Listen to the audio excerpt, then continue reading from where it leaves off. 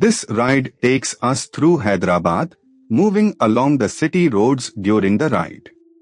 The mood here is calm and focused, with the sound of the engine carrying us through the changing rhythm of the streets.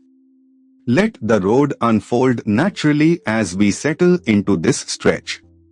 A little further along, this part of the route shows a grounded side of Hyderabad, where everyday movement defines the street. Shops, side lanes, and passing vehicles build a sense of momentum, and the pace stays steady. It is the kind of stretch where the ride feels less like a destination and more like a continuous observation.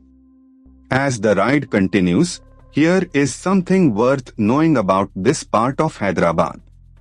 These cafes have a relaxed atmosphere where people sit for hours reading newspapers and chatting. That local detail adds depth to what might otherwise seem like a simple road, and it reminds you that every ride here passes through layers of history and routine.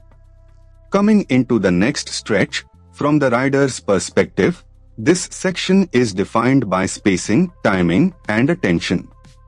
Traffic flows in its usual unpredictable pattern, so every opening on the road matters.